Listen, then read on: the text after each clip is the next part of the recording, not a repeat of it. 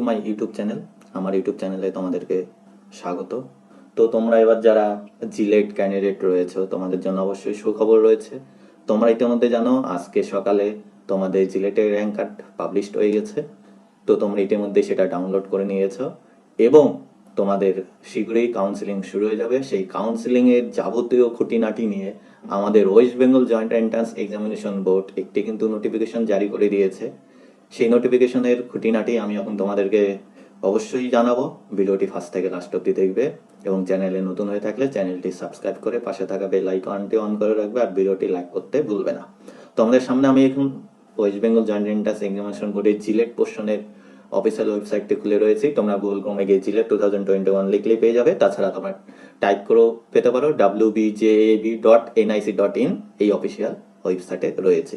তো তোমাদেরকে download rank card JELET 2021 এখানে ক্লিক করে তোমরা তোমাদের র্যাঙ্ক কার্ড ডাউনলোড করে নিতে পারবে। আশা করি ডাউনলোড করে নিয়েছো, ঠিক আছে। এবং এই ওয়েবসাইটে গেলে তোমরা এখানে একটু দেখতে পাবে কিছু ইনফরমেশন রয়েছে।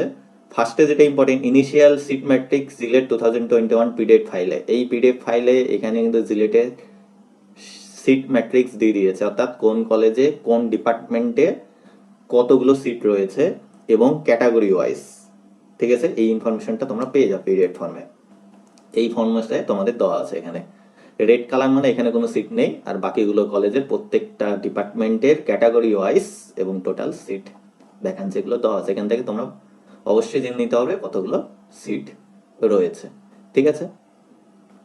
এবং ডকুমেন্টস রিকোয়ার্ড ফর কাউন্সিলিং এর জন্য তোমাদের কি কি ডকুমেন্টস লাগবে সেই লিস্টটা কিন্তু এখানে দিয়ে দিয়েছে। এখান থেকে তোমরা দেখে নিতে পারবে। তোমাদের কি সুবিধা হবে, কাউন্সিলিং শুরু হওয়ার আগে তোমরা, অর্থাৎ কাউন্সিলিং এবং রেজিস্ট্রেশন, কাউন্সিলিং করার আগে রেজিস্ট্রেশন করতে হবে, শুরু করার আগে তোমরা ডকুমেন্টসটা রেডি করে রাখতে পারো, ঠিক আছে। আর একটা জিনিস হবে ডিটেলস অফ ইনস্টিটিউট। এই পোর্শনটাকে তোমরা ক্লিক করলে প্রত্যেকটা ইনস্টিটিউটের নাম এবং তাদের ওয়েবসাইটের অ্যাড্রেস পেয়ে যাবে। সেখান থেকে তোমরা ডাইরেক্ট তাদের কলেজের তাদের যে অফিসিয়াল ওয়েবসাইট রয়েছে সেই ওয়েবসাইটে কিন্তু তোমরা ঢুকে যাবে, ঠিক আছে। এবার হচ্ছে এইখানে দেখো নিউজ অ্যান্ড ইভেন্টে যেটা রয়েছে নোটিফিকেশন কাউন্সিলিং জিলেট 2021, ঠিক আছে। এইখানেই তোমাদের কাউন্সিলিং এর ফ্লো কিভাবে হবে তার খুঁটিনাটি এখানে পেয়ে যাবে। চলো এটা আমি তোমাদেরকে দেখিয়ে দিচ্ছি। তো পিডিএফটি খুলে রেখেছে, এটা 9 তারিখে পাবলিশ করেছে, অর্থাৎ এটা কালকে পাবলিশ করেছিল।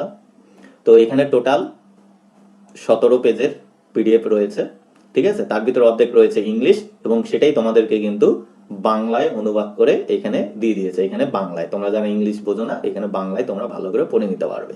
আর এখানে একটা জিনিস মনে রাখবে যে বাংলায় যে অনুবাদ করার জন্য, অর্থাৎ বাংলায় এটা পরিবর্তন করাতে এখানে কিছু ভুল হলেও ভুল হতে পারে বা থাকতে পারে, তখন ইংলিশের যে পোর্শনটা রয়েছে সেই পোর্শনটাকেই কিন্তু ফাইনাল হিসাবে ধরা হবে।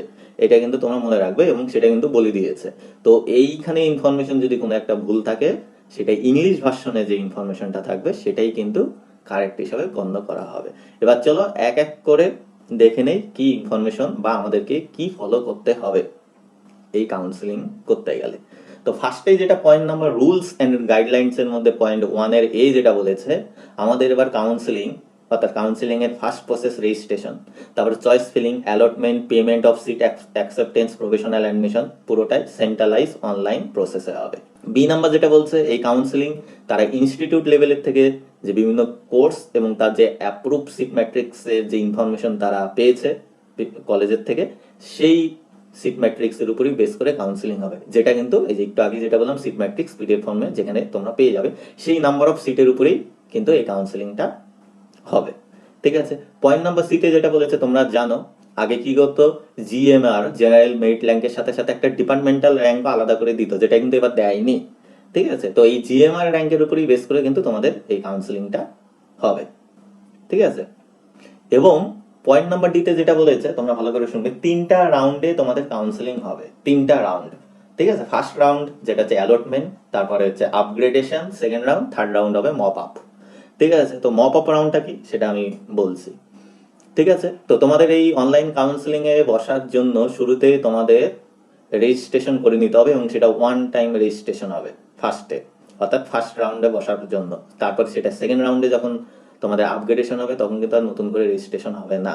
ঠিক আছে, এটা তোমাদের রেজিস্ট্রেশন করতে হবে, রেজিস্টার্ড ক্যান্ডিডেটই একমাত্র কাউন্সিলিং এ বসতে হবে। এবং পয়েন্ট নাম্বার এপে যেটা বলেছে, তোমাদের এই রেজিস্ট্রেশনের করার জন্য, কাউন্সিলিং এ বসার জন্য একটা রেজিস্ট্রেশন ফি লাগবে 300 অনলি, অর্থাৎ 300 টাকা। এবং সেটা হচ্ছে নট রিফান্ডেবল, সেই টাকাটা তোমরা রিটার্ন বা কারোর সাথে এটা অ্যাডজাস্ট হবে না। এবং 300 টাকা সব ক্যাটাগরির ক্যান্ডিডেটের জন্যই লাগবে, এখানে কিন্তু কোনো রিজার্ভেশনের জন্য কোনো ডিসকাউন্ট বা ছাড় নেই। ঠিক আছে, এবং পয়েন্ট নাম্বার দিতে যেটা বলেছে যে এই কাউন্সিলিং এর সময়, ডিউরিং কাউন্সিলিং, যদি SC ST OBC BP WD যে সিটগুলো রয়েছে তাদের যে মানে ক্যান্ডিডেট যদি না পায়, সেটা কিন্তু জেনারেল ক্যান্ডিডেটে সেটা কনভার্ট হবে না। ঠিক আছে, কি বলেছে, the board will not convert any vacant seat in any reserve category. Reserve ক্যাটাগরির কোনো ভ্যাকান্সি, অর্থাৎ সেখানে ক্যান্ডিডেট যদি না পায়, সেটা কিন্তু জেনারেল অর্থাৎ আনরিজার্ভ ক্যাটাগরিতে কোনো রাউন্ডেই সেটা কনভার্ট হবে না। ঠিক আছে, তো রেজিস্ট্রেশনের ক্ষেত্রে তোমাদের রেজিস্ট্রেশন করতে হবে পার্সোনাল ডিটেলস, একাডেমিক ডিটেলস এবং ব্যাংক অ্যাকাউন্ট ডিটেলস দিয়ে। ঠিক আছে, এবং তোমাদের ক্ষেত্রে ডিপ্লোমা ইন ইঞ্জিনিয়ারিং যারা আছে তাদের ক্ষেত্রে যা লাগবে এখানে দিয়ে দিয়েছে, ডিপ্লোমা ফার্মেসির জন্য আর বিএসসির জন্য যা লাগবে দিয়ে দিয়েছে, সেটা তোমরা অবশ্যই দেখে নেবে। ঠিক আছে, এখানে একটা যেটা আছে গ্রেড পয়েন্ট সিস্টেমসের, এখানে কিন্তু একটা রুলস ওরা মেনশন করে দিয়েছে। কিরকম, যাদের গ্রেড পয়েন্ট সিস্টেম রয়েছে তাদের কিন্তু পার্সেন্টেজে কনভার্ট করতে হবে। কিরকম ভাবে, যাদের যে ইউনিভার্সিটি যেটা আছে, ইউনিভার্সিটি বা কাউন্সিলে যা রুলস আছে পার্সেন্টেজে কনভার্ট করে সেটা ফলো করে। যদি কোনো রুলস না থাকে, ঠিক আছে, তাহলে এই ফর্ম্যাটটা তোমরা ইউজ করতে পারো। সেটা হচ্ছে পার্সেন্টেজে কনভার্ট করতে গেলে তোমরা যে গ্রেড পয়েন্ট পাবে 10 গ্রেড পয়েন্ট সিস্টেম, এটা কেউ 9.8 পেয়েছে। ঠিক আছে, তাহলে কি করতে হবে আমি তোমাদেরকে বলে দিচ্ছি। আমি সাপোজ ধরলাম কেউ 9.2 পেয়েছে। ঠিক আছে, তাহলে আমাকে কি করতে হবে, গ্রেড পয়েন্ট সিস্টেমে তোমাদের 10 মাইনাস অর্থাৎ 9.2 যেটা পেয়েছে 9.2 মাইনাস করতে হবে হচ্ছে 0.7। ঠিক আছে, অর্থাৎ যেটা পাবে তার থেকে 0.75 বাদ দিয়ে দিতে হবে। ঠিক আছে, ইন্টু 10 করে দিতে হবে, তাহলে কিন্তু এটা পার্সেন্টেজে কনভার্ট হয়ে যাবে। ঠিক আছে, এই রুলটা ফলো করতে হবে। ঠিক আছে, 10 গ্রেড পয়েন্ট সিস্টেমে।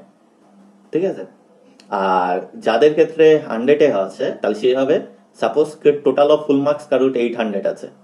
ঠিক আছে, সেটা পার্সেন্টেজে কনভার্ট করার পর হবে 80%। ঠিক আছে, তখন কি করতে হবে, ফুল মার্কসে 800 লিখতে হবে আর অবটেন মার্কসে 640। ঠিক আছে, তাহলে পার্সেন্টেজে 80% বা 80% পেয়েছে ফুল মার্কস, আর তার 80% করলে মার্কস অবটেন্ডে সেটা পেয়ে যাবে।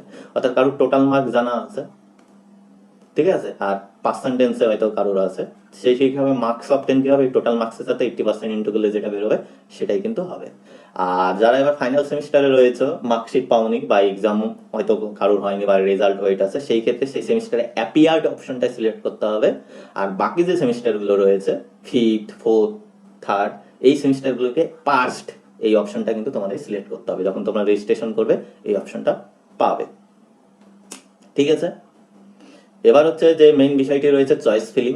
ঠিক আছে, চয়েস ফিলিং এর ক্ষেত্রে তোমরা তোমাদের ম্যাক্সিমাম নাম্বার অফ ইনস্টিটিউট তোমরা চয়েস করতে পারবে।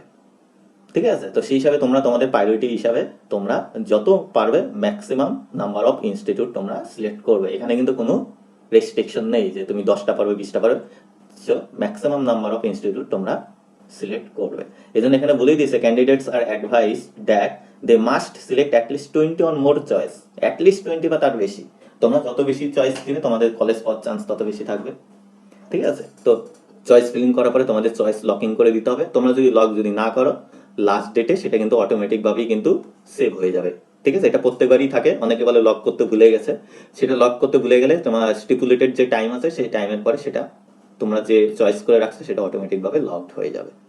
ঠিক আছে, তো তোমাদের শিডিউল অনুযায়ী, ডেট অনুযায়ী এখন শিডিউল পাবলিশ করেনি, আশা করি পরশু তোমরা সোম মঙ্গলবারের দিকে পেয়ে যাবে। রাউন্ড 1 যেটা অ্যালটমেন্ট, অর্থাৎ এখানে তোমরা তোমাদের চয়েস হিসাবে তোমরা কলেজ পাবে। ঠিক আছে, এবং তোমাদের সেই কলেজটার সিট অ্যাকসেপ্টেন্স ফি হিসাবে কত, 5,000 টাকা কিন্তু তোমাদেরকে অনলাইনে সাবমিট করে দিতে হবে। ঠিক আছে, এবার তোমরা সিট অ্যাকসেপ্টেন্স ফি যদি না দাও তাহলে তোমাদের ক্ষেত্রে কিন্তু তোমরা যে কলেজ বা সিটটি পেয়েছো সেটা কিন্তু তোমাদের থেকে হাতছাড়া হয়ে যাবে, আর ফার্দার রাউন্ডে তোমরা আর অংশগ্রহণ করতে পারবে না। এইটা কিন্তু ভালো করে মনে রাখবে।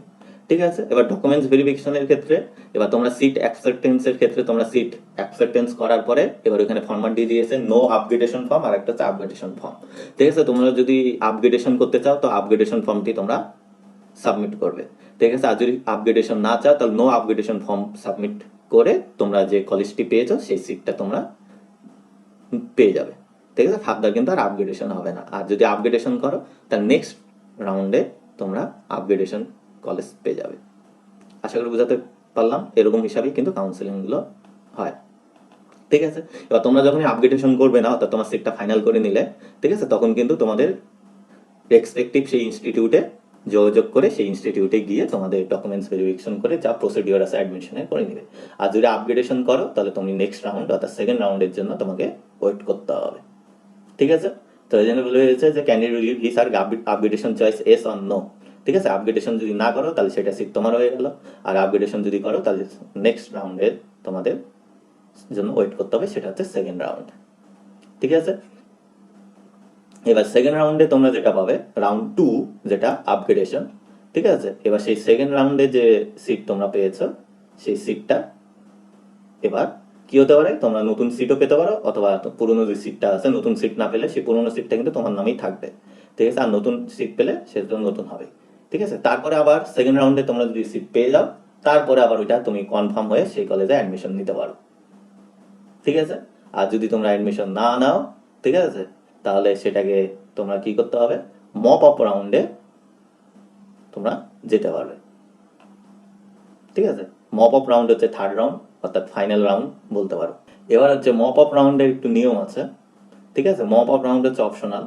ঠিক আছে, তাহলে তোমরা যত স্টুডেন্ট রয়েছে রেজিস্টার করেছো ওই প্রথমে ওয়ান টাইম রেজিস্ট্রেশন, ঠিক আছে, সেই registered candidate are eligible for mop up round except those who have been debarred due to various reason. অর্থাৎ কেউ হয়তো সিট পেয়েছিল, সিট অ্যাকসেপ্টেন্স ফি জমা দেয়নি, এটা মাথায় রাখতে হিসাবে সে কিন্তু কাউন্সিলিং থেকে বেরিয়ে গেছে, রেজিস্ট্রেশন করা থাকলো আউট, সে কিন্তু এখানে অংশগ্রহণ করতে পারবে না, বাকি কিন্তু পারবে।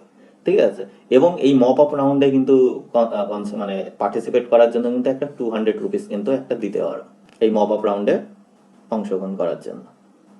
ঠিক আছে, এটা তোমরা মনে রাখবে, খুব ইম্পর্টেন্ট জিনিস। আর এই মপ আপ রাউন্ড হচ্ছে একটাই হবে। ঠিক আছে, এবং এটাই কিন্তু লাস্ট এবং ফাইনাল রাউন্ড। তো এই ছিল হচ্ছে মেইন কিছু ইম্পর্টেন্ট পয়েন্ট।